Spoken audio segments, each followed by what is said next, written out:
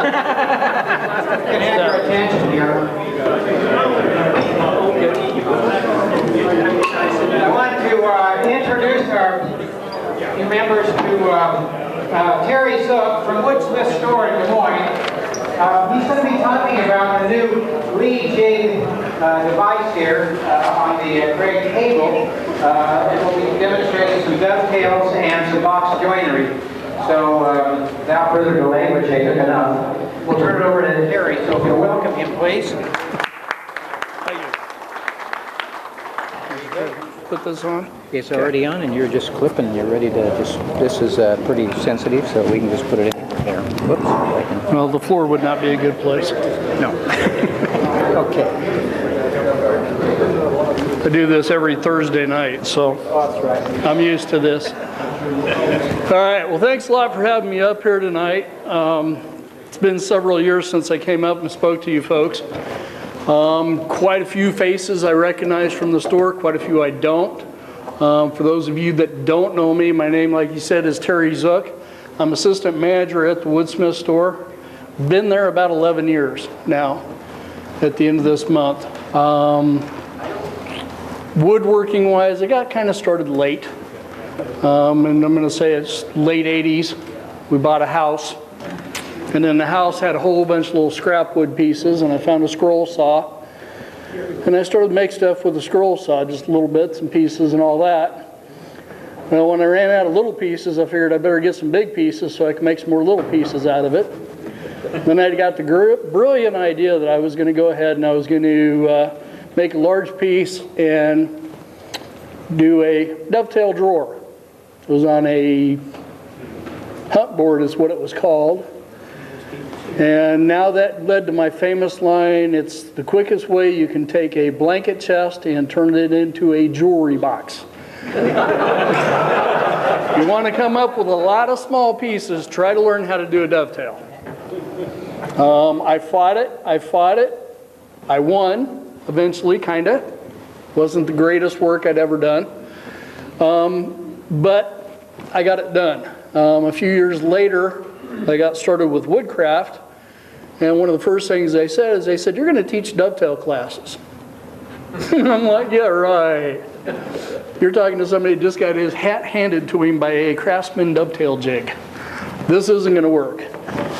They said, nope, we're going to teach you how to do it. So I spent 2 weeks learning every dovetail jig that they had available at that time. And I mastered it. The old Sears jig, I threw that away because it was pretty much destroyed by the time I got done doing that, and I figured out it wasn't me. It was the jig. And I found out the lesser expensive the jig was, the more screwing around you had to do with it. So now my problem is, and my wife is not here, she's 100 miles away, I've got about 18 dovetail jigs. Now, yes, my name is Terry. I have a problem. But the thing is that and again, each one kind of does something different, and I stopped at looking at, okay, what can it do? What can I make it do? So again, that's led to some pretty interesting projects. When Lee came out with the R9, which is one of the newer jigs, what intrigued me about that was that, yeah, this thing, you can get it to go for miles and miles and miles. You just keep moving these little pieces on down, and you keep doing the dovetail. So really, if you wanted to do a 4x8 sheet of plywood, you could do it with this jig. So, but again, they had it set up to where you're going to use it, either clamp it on the wood, use a router in and out, which I personally don't like. But what I did like about it was the fact that, hey, I can flip it this way. Now I can use it on a router table. Now I feel nice and secure, and everything's really good. Problem is, you get pretty big joints with this, and it will only do throughs. So it's like, yeah, okay, it's pretty good. They hit the tree, they missed the target. So then the next one they came out with was the new one, and this is called the RTJ 400. And again, it's a 16-inch jig. And it will do half blinds and throughs both on the table. So I'm sitting there going, okay, thinking, all right, that's going to work pretty good until I get a piece that's about 18 inches long, and it's going to be kind of tall. And really this table setup, this is a little bit tall for me anyway, but we're going to set up and use with it. So I really thought, okay, this is what it's going to do. It's going to do my half blinds, it's going to do my throughs. So I got it, got the video out, DVD out. To my amazement, you can get pretty darn dinky with it. So one of the jigs I've got is an anchorage jig, and mainly it is used for doing small boxes.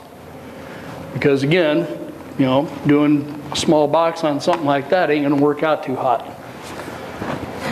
But on this, it is actually possible. So I did cut up some pieces, and I will do some, right now I'm set up for doing half blinds. And the way partially this works, I'm going to pass one of these down each side. One of the big things about setting up dovetails is getting the depth of cut. How many people have ever heard that before? Depth of cut on a half blind dovetail is everything. It's not the thing, it is the only thing there is to it, is depth of cut.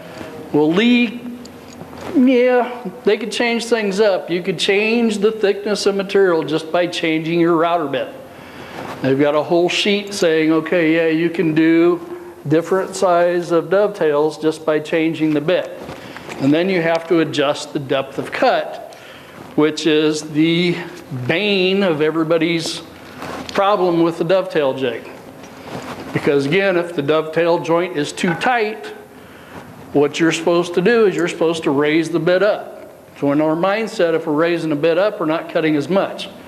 But actually what we're doing is we're opening up the top of the dovetail joint. We're making it looser, okay? So if the joint's too tight, you lower it down. Again, you're cutting off, oh, wait a minute. Yeah, if you're trying to make it looser or tighter, you run it down, you cut actually more. See how it gets pretty screwed up? So what they've done is they've put in on this jig a depth gauge for doing half blinds for 3 of the real common bits.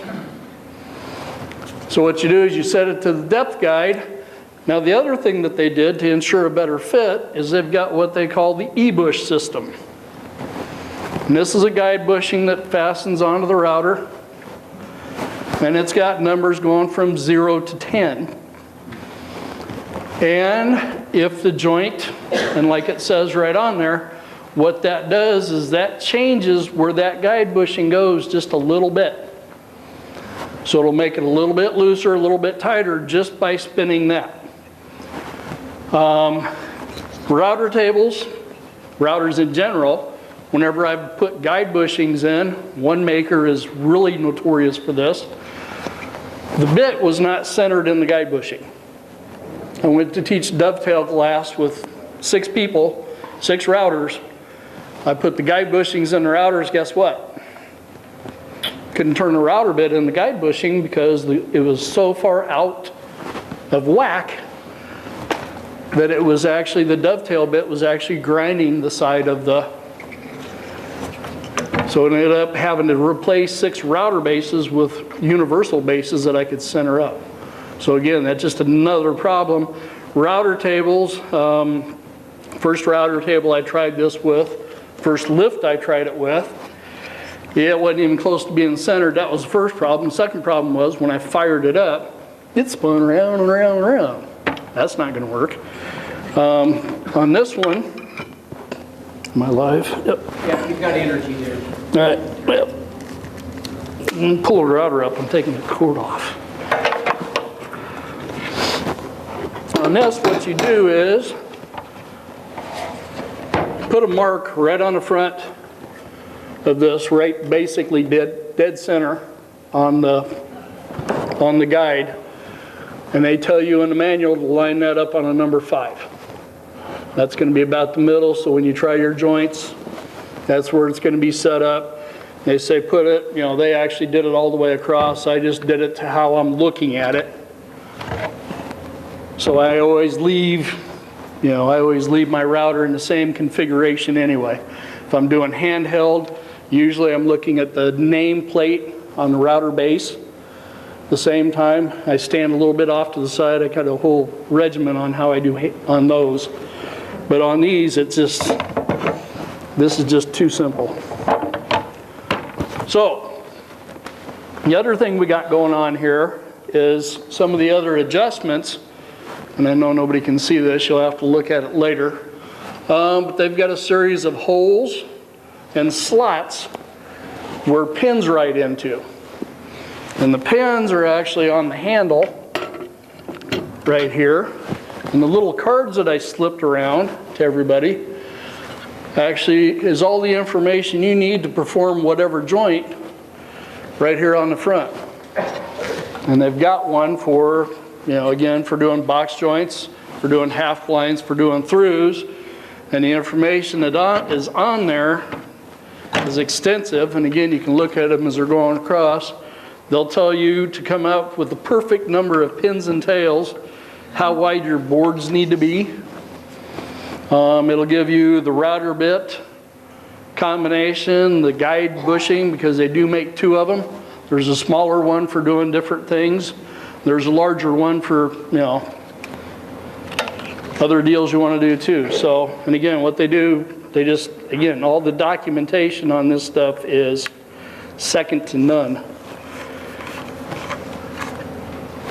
So, that being said, one thing I did find about this are these two little pins that go in the slots. They're fragile. Found that out at 10 o'clock this morning. Snapped them off. Quick trip out to the store saying, hey guys, I need to do this. So I brought it up. So again, but that is one thing I can see them going to change, because that's going to be a big issue. Because these pins are pretty tight to go in, and they are, yeah, there's not a whole lot holding them out there. So I think they're going to have to do a redesign on that. But that will happen.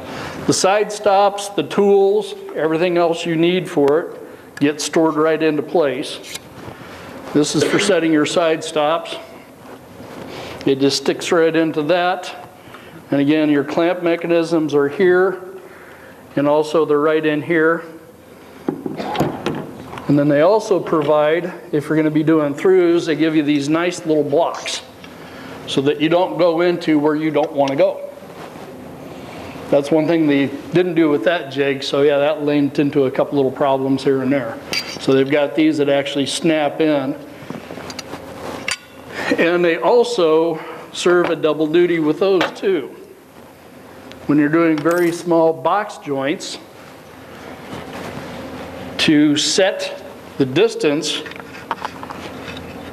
for a 3/32 box joint, actually what they do is they clip right onto the side, and you use that for moving your board over to start a different deal. So again, I mean, they've really thought each and every piece of this thing out to the nth degree.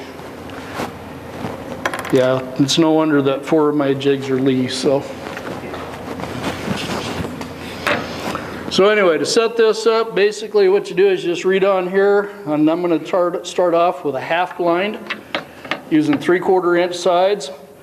And I know from earlier experience, that sheet that's also, the piece that's also flipping around right now, they made a little mistake when they printed those. They got the overflush and underflush wrong on it. So what you can do is, so you can adjust how far back in the joint goes, you can adjust that just by putting this in the little slide bar and moving this to a plus and minus. Everybody knows what a half blind joint is? This is a half blind, and again, this is one I cut this morning. It's just a little bit on the tight side. And one thing I did notice with, that's always with half blind joints, I'll pass that around. Half blind joints, if you do not have everything clamped down to the nth degree, they will slide on you. They will take off. Am I in your way? Nope. Okay. Okay. So anyway, when you're doing the half blind joints, basically you're going to take 2 pieces of wood, and you're going to make sure they're square. You're going to make sure everything's nice and flat, because if you clamp them down, do a dovetail, and the board's not flat, what happens when you unclamp it? Go whoop, it ain't going to fit no more. So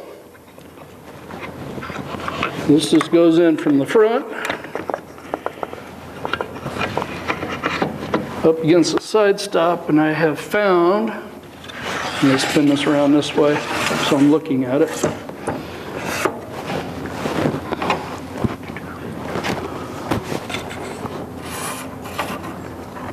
So setting my side stop, what I do is I'll just get that to where it's about sitting even between the two.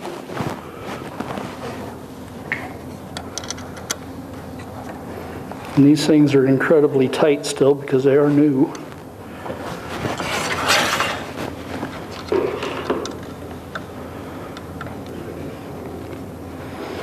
Talk about a tight fit. There we go. So all right, I'll get this where I want it.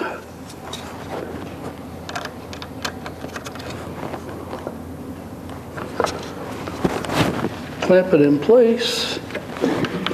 And I can see it vibrated loose on the way up here.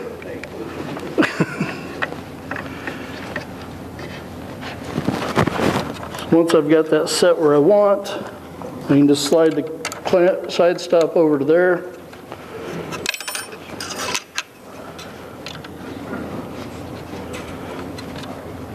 And tighten it up.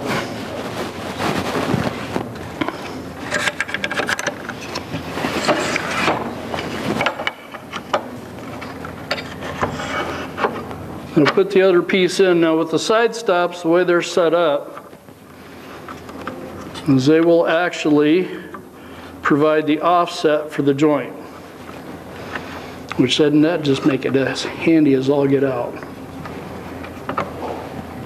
They'll always register the offset. They'll always register the offset, correct. The only time you got to worry about it is if you're going to be doing like a rabbited half blind, and then there's a whole different way of doing that. I'll put the wrench back where it goes. So again, and then to set my height, basically I'll set this on the jig. Try to keep it out here where everybody else can see it. This one's already set. And again, there's 3 different numbers on it, the 112, 120, and 128. The 112 I usually use if I'm going to half blind 3/4 inch sides, because what that's going to do is that's going to give me about an 1/8 inch of reveal, 1/8 inch between the front edge of the drawer front and where the dovetails start. That's kind of the thing I like doing. That way it gets it a little bit more hand cut, doesn't make it look quite as machined. The bit that comes with it is a 120. So again, the height on that is already set, and that's what I did. And then basically it's just a matter of setting it there and then just running the bit until it just drags, running the bit up until it just drags on the guide. Once that's all set and ready to go, then it's just a matter of plugging it in and firing it up. Now usually when I'm doing half blinds, what I do is I will start over here on one side. I'll let the router kind of drag me over to the other side, kind of doing a climb cut. And what that does is the first thing it does is defines that front edge. Makes that nice and clean and crisp. And then I'll go ahead and I'll follow in between the guides. Oops. And you always want to make sure that you have that locked in place before you do that.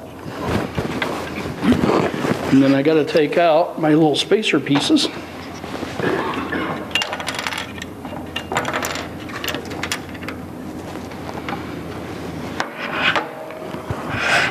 So without any further ado, make sure everything looks good and tight. I'm not sure how effective this vacuum will be. Well, I was just going to do it after I was done. Yeah, okay. These guys here are going to get coated anyway. I'm going to pull it back just a wee bit. Kind of what I'm thinking. What I would do normally in this, and what I did do is actually I put my fence for this router table here, had it spread wide open, and then that way everything would get sucked up by that instead of shooting it straight out. But y'all can't see it because that's in the way, so I'm going to do it this way.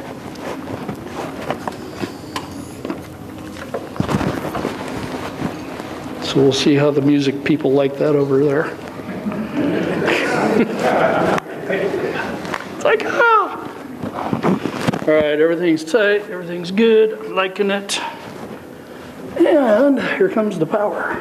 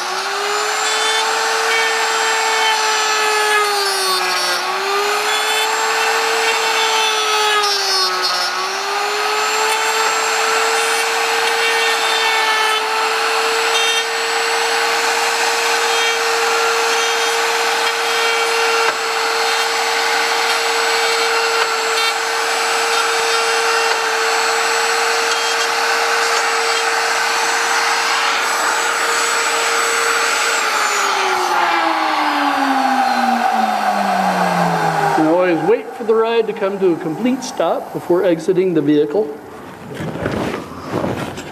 And then I always make sure that I did exactly what I didn't do. And that's go through and make sure I get the fronts. Like I said, I need to be up on the color.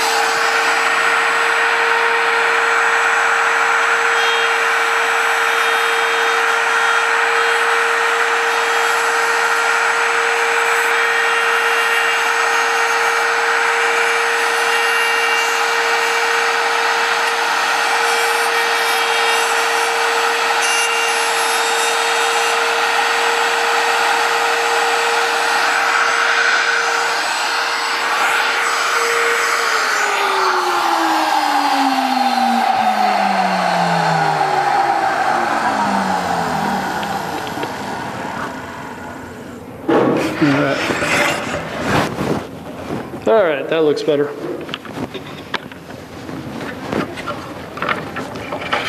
So that being done, voila, fini.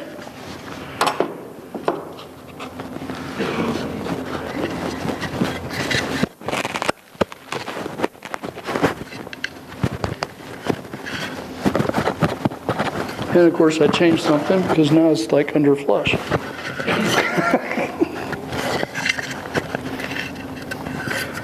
So yeah, here we go. But again, that's about what you want for a joint. You want it to go together. The sides are perfectly aligned. I just didn't go in deep enough. But again, I've got it to a point where I can put it together without beating the crap out of it, which is where you want to be. And again, I can hold it like this and it's not going to fall apart. So that is the half lines.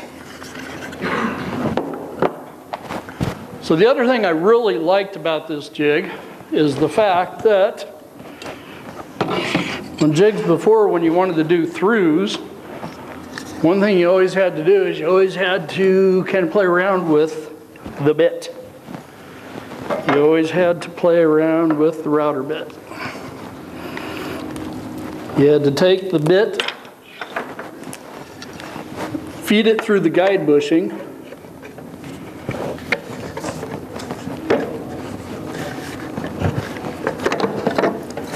on this one, you don't have to. The guide bushing is actually big enough that the bit can fit right through it. So that helps it a lot.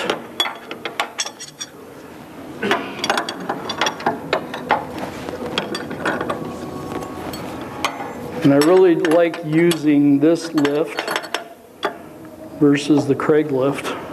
I'll let Craig hear me say that, but I don't really like their lift.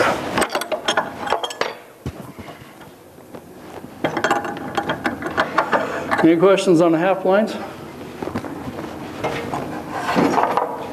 can you do it with thicker material? Pardon? How can you do it with thicker material if you wanted to do it in 1-inch material? Or 1-inch material? Same way. It's limited to how big of a dovetail bit you can go. Actually, well, no, actually, tell you the truth, you could probably go with an 80-8. Again, the different dovetail bits, this is the 12500. The different dovetail bits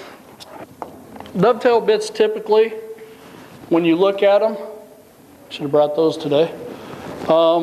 This part down here is usually a 1/4 inch. The top part up here is a 1/2 inch. What happens is when you change the degrees of bit, that distance becomes greater or, now here's a good example. So if you want to do a deeper dovetail, thicker material, you get a different degree of router bit. And then what you do is you set it by whatever that depth of cut is for that bit. This one, I don't think, actually, it will do, yeah, actually it would. It'll go up to 5/4. It'll go up to 1 inch. So, yep. But again, what you're going to do is you're going to change your degree of cut on the router bit, because on this bit, I believe it's somewhere around 3/4 to 13/16 is what the depth of cut is. Okay? All right. So, now we're going to switch over, we're going to do some throughs. And always put the bit in there. And I'm going to raise that up just a little bit before I tighten the bit up. Had a guy one time come into the store, couldn't figure out how come his router bits kept coming loose. And I says, well, show me how you do it. He put the bit in, took a piece of wood, smacked it down a little bit, and then tried to tighten the collet up. Oops. I see your problem.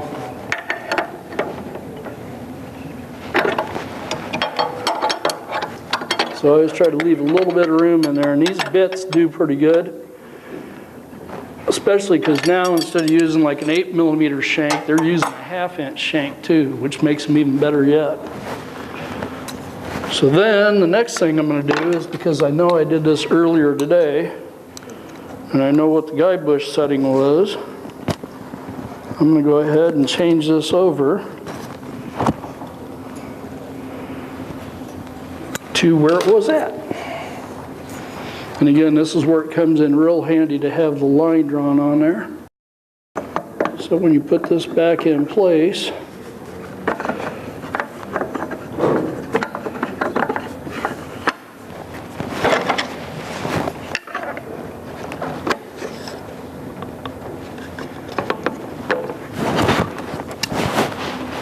did you guys get, I didn't get you too covered, did I?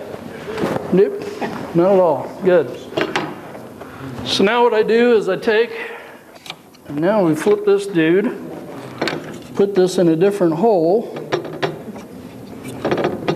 And again, this hole says all through dovetail tails. It's got good lines marked into it, so anybody can figure it out. And then I'll put my other pieces back in here.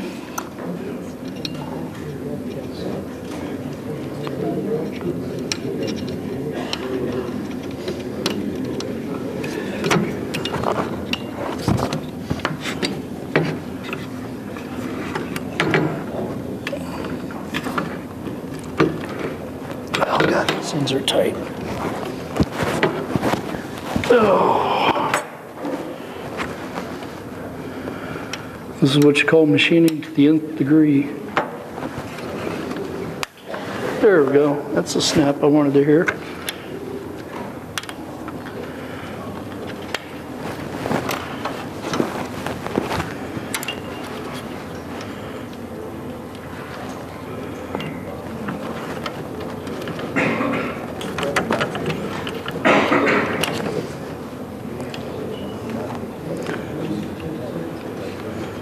I've had a pretty good relationship with the guys at Lee over the years.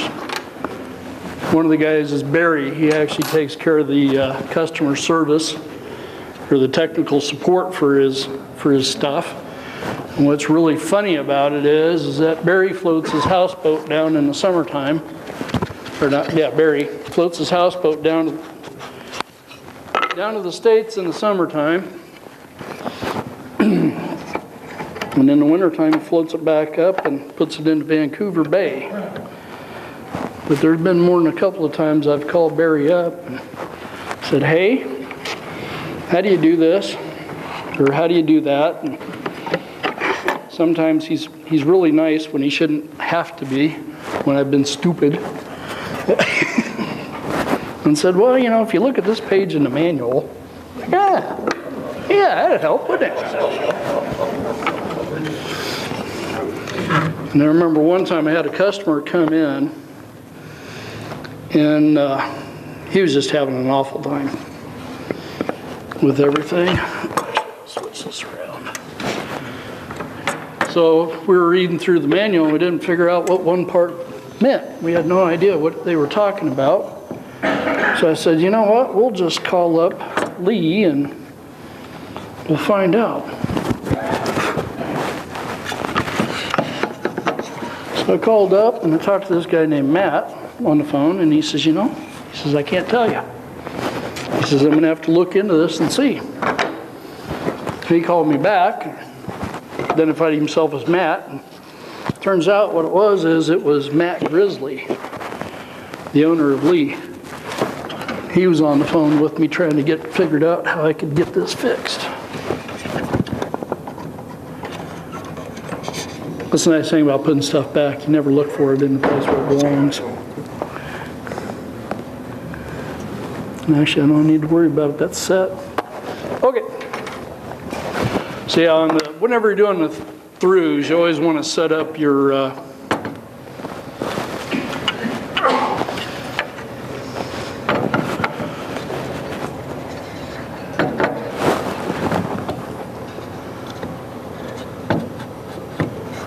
you always want to do your tails first.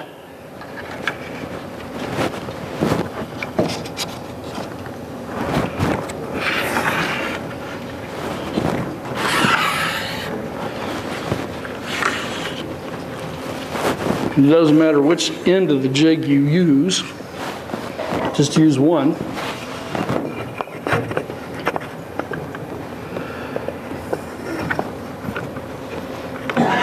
And see, this material's a little thicker. Oh, fun. There we go.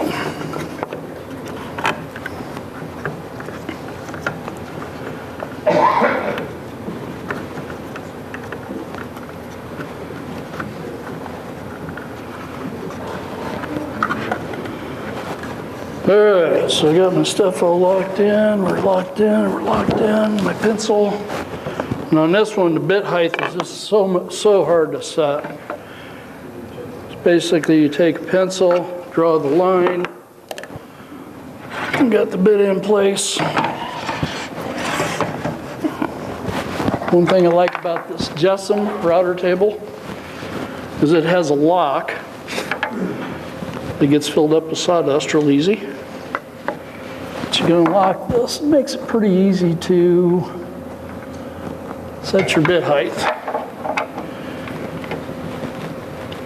Then you can just lock it down. And whenever you're doing throughs, you just do those, just boom, boom, boom, one shot at a time. Do all your tails. And I like using throughs when I'm doing kitchen cabinets. That way, if the wife in 6 months decides she wants a different color kitchen cabinet, then I can just take the front off.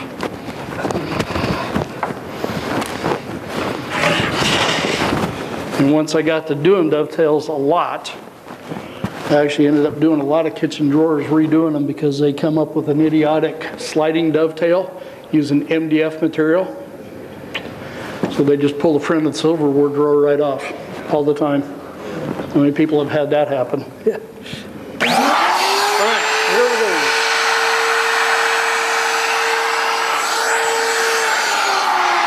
And here we stop.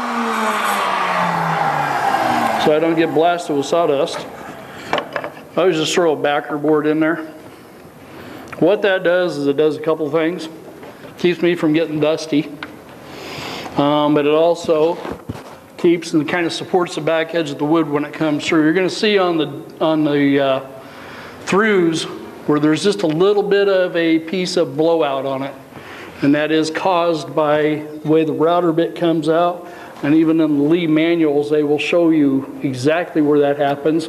And to keep that from happening on some very expensive woods, I'll actually take and clamp a piece of sacrificial stuff to the front of this so that it doesn't do that. So here we go.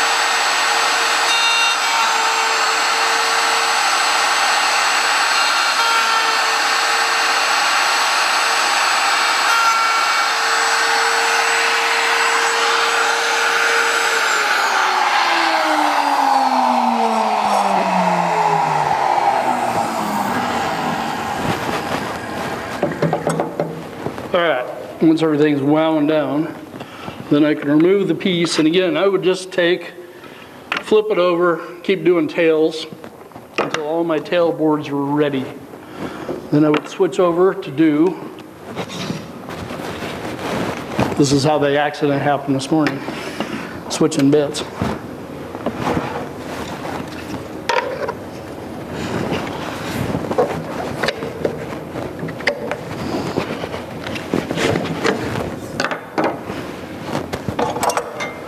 Now we switch over to a straight bit.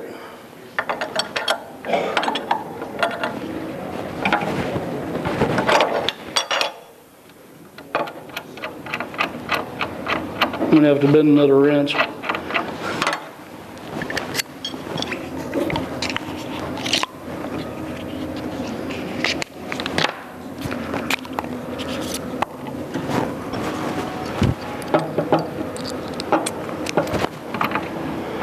Now the bits that come with it, they give you 3 bits. Actually, they give you 4 bits. Give you the straight bit, number 160.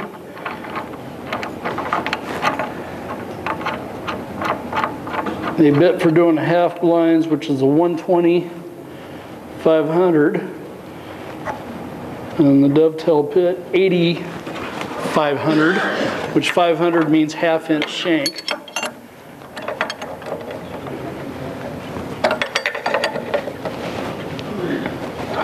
And then they give you a 163, which I guess 163. That turns out to be the bit for doing 3/8 box joints, which we will do here in just a moment.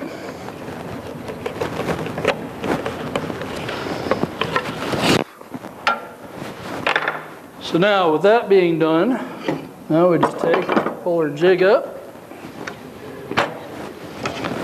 undo,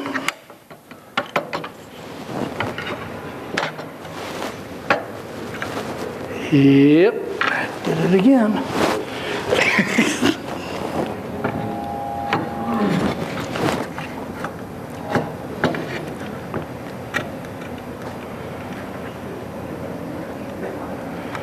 Oops, right up here. Shoot. Not so much for this demo going good. I just broke the pin.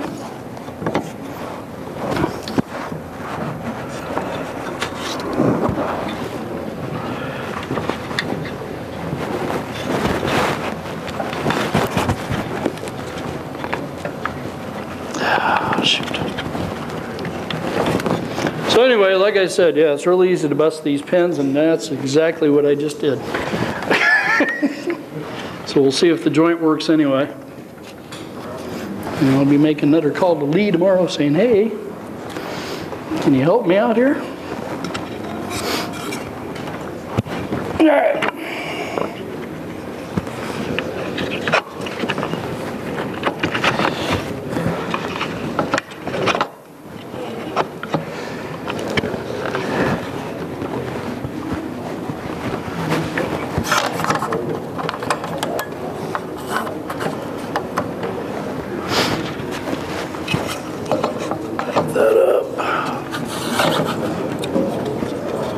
Like I said, we're gonna give this a try and see what happens, but not holding out much hope for it, so. What are those pins made out of? Plastic. Biggest problem right there. Yep, you're right. Why do you put plastic in a place where you put it in and out? Yep, that and just they're out there in the middle of unsupported nowhere too, which is not helping at all. So we're gonna do this again.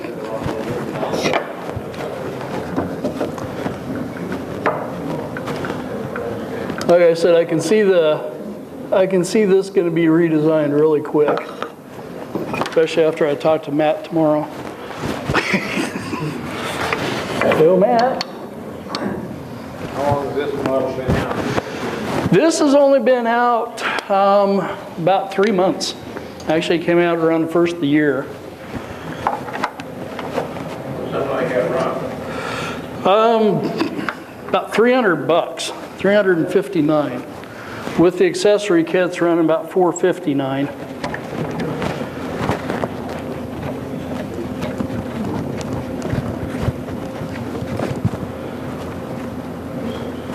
So again, I set my height, lock it in place. We'll try to give it a shot here.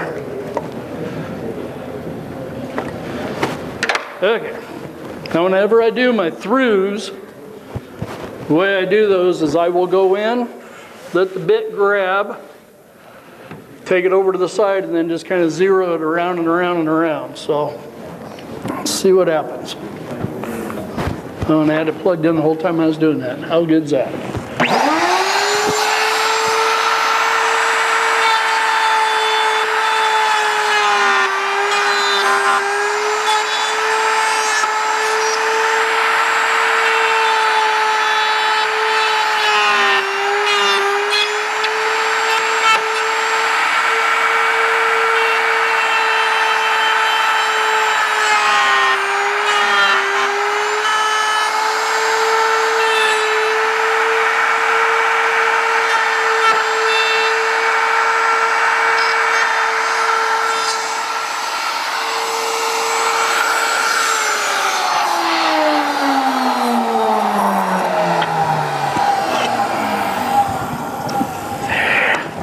And I turned around and violated the rule.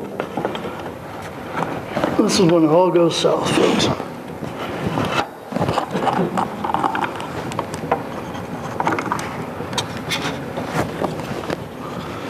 I should be able to go right.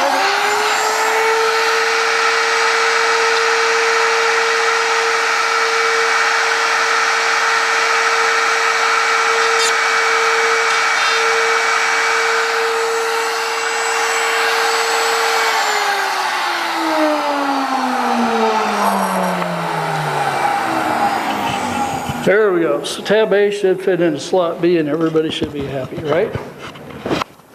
And see, that's just a little bit loose. In fact, it's a lot loose. Enough room for glue in there, but that's still a little bit on the loose side. So I didn't think it was going to work anyway. Sorry about that.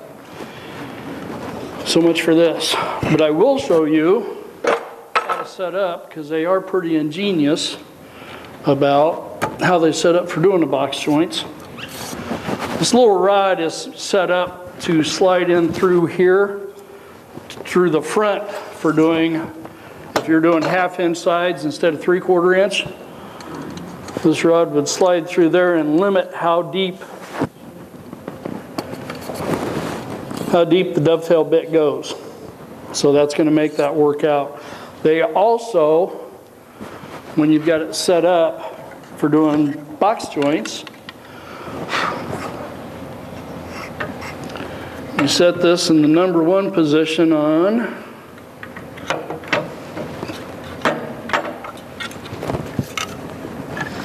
set this in the number 1 position here. And now that one's gone. Fun. Set that in the box joints. Now to set your side stop, you actually loosen the side stop up.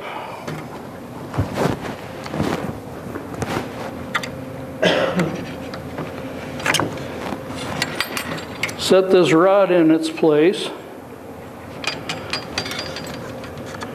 And that actually, now you push that up against there, and now you set that, so that's your side stop for your 3/8 box joints.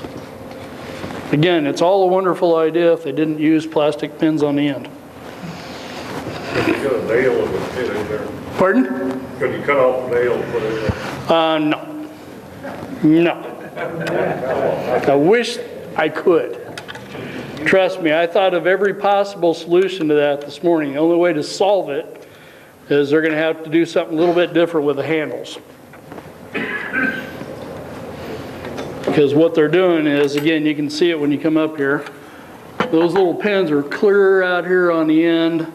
Nothing supporting them anywhere. So this one just sheared right off right at that. So yeah, like I said, they're going to have to work on that. So anyway, that's what I got, folks. Any questions? Yeah. You were talking earlier on about how if you've got some long stop though when you're standing at the vertical plane, are you comfortable enough with that fence supporting it so it doesn't? Nope. Now again, on this, my limit on this would probably be 18 inches up. Would probably be all the further I would go. Might as well tell you this funny story. One of the other lead jigs I got is called the FMT. It's a frame, mortise, and tenon jig. And it actually does just like it says, mortise and tenon. Well, I built a bed. And I figured out, you know, because again, I look at what jigs can do other than what they say they can do. I figured out I could mortise in the bed hardware on the end of that board. But that board is 84 inches long.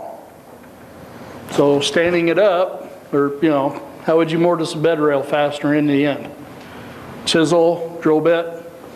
Well, I got a machine. So I actually set it up on the rafters in the garage, rolled my workbench over to it, cleverly set up clamps and ran a rope through the clamps so I wouldn't step off of the edge, and I mortised in the hardware for the end of those bed rails. So, enough said. So I decided I was going to do a bookcase, 72-inch tall bookcase. Well, I wanted it dovetailed at the top.